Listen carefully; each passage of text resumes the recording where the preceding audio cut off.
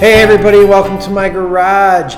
Welcome to episode 4 of the reflooring project. In this episode, I'm going to show some of the work I had to do to pull the old trim off of the walls, clean up the walls, and prepping the floor along the walls to put the new flooring down. Enjoy! Hey everybody, when replacing the flooring, one of the first things you have to do is clear away all the old trim. And the reason you want to do this is because the flooring should technically go under the trim or the trim on top of the flooring so that the trim is sized correctly. If you look at what the builder did here, they actually put the trim on first and then they put the flooring on so you could see that the flooring, the trim goes below the flooring level right here. And then they put the floor down, and then they came back and put the quarter round on top of the floor to cover up a slight gap. But when I'm pulling off this trim, you can see there's this huge gap now in the flooring, which will be fine because I'm going to cover it with new flooring, and that, half-inch gap should be fine on the edge of the flooring, because half of that gap will actually get covered up with the new baseboard trim that I'm going to be putting on. But, so there's not a large area where there's going to be flooring with no support below it. No new flooring with support below it. So that'll be fine. But that's what it looks like when the trim's off. But let's talk about what we do to take the trim off. First of all, around the door jambs, you want to score the caulk all around the baseboards. You want to score the caulk, and I score it where it hits the wall, and I score it where the quarter round is.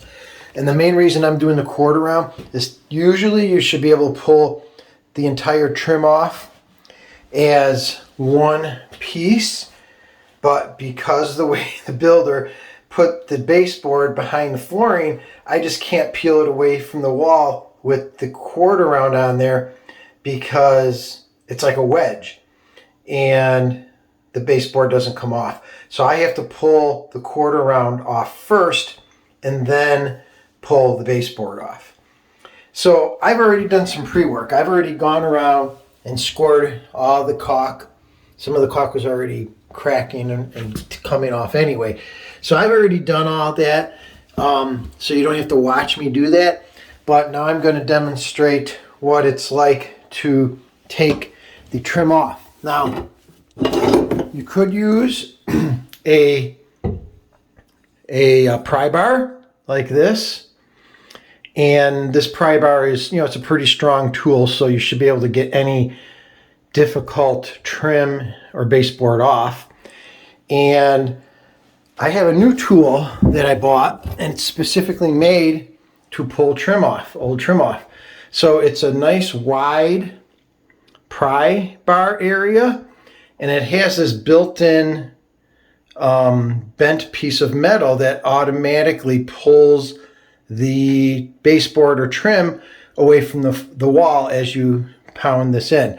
What's also nice about this is it has this nice soft foam sleeve that goes around it, so it's a little bit quieter. So when you use the full crowbar, it's quite loud, metal banging on metal, so this here does help dampen the blow a little bit, or the sound a little bit, and I actually really like this tool. It's working out great. It's got a more narrow wedge or edge to get behind the baseboard way easier than the pry bar, but it really just depends. I'm going to be using both of them. I'll probably use the new tool to start pulling it off, and then I'll have to use the pry bar because I'm going to have to get the pry bar under the trim to lift it up higher than the floor. So for example, like here, I would have to get under it and lift it up so that I could get it to come up over the level of the floor. Right. Hopefully you can see this and it's bright enough. But what I'm going to start to do first is put this tool in. It's going to get loud. I'm going to bang it behind the quarter round to separate the quarter round from the baseboard.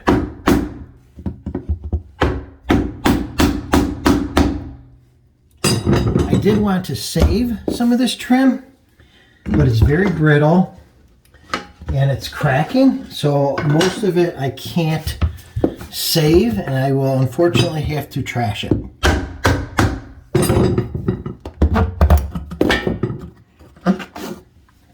So once I get the quarter round off, as I said, the baseboard is typically lower than the floor. Actually, this piece looks like it might be above the floor, but we'll see in a second. So now I use this handy dandy tool, line it up on the seam, start to pound it off. Now, normally, if I pull on it like this, it should just pull this away. But like I told you, right here, it's wedged behind the flooring because they put the flooring up to it. So the first thing I have to do is I have to lift up this trim so that I can pull it away from the wall. And now my tool is stuck in here. That's awesome. All right. There you go. So for example, can't get the bottom away from the wall. So I have to dig the pry bar underneath here a little. It's hard. I pound it in. To get underneath the trim, lift the trim up like so. So now you can see the bottom of the trim right here is above the level of the floor, so I can put the pry bar behind it and pull it away from the wall as such. And then I will force out the rest on an angle, and trim is out.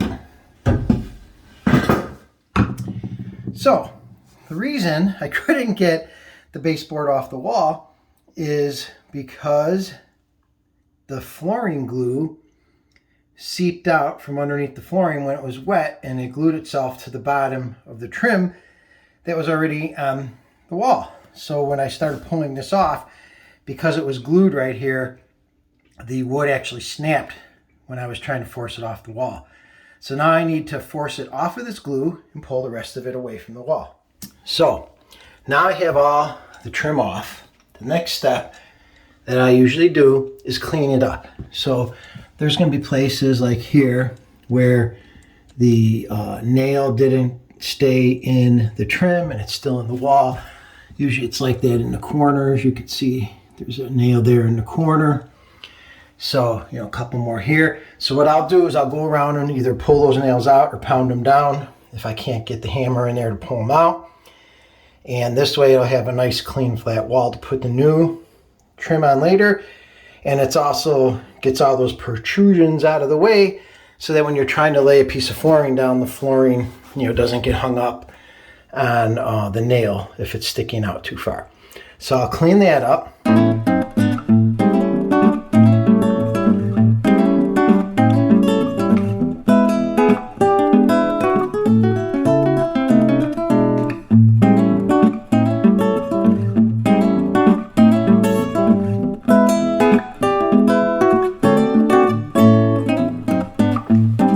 The aftermath after pulling all the trim down, after pulling all the wood around the doors and scraping off all of the excess caulk.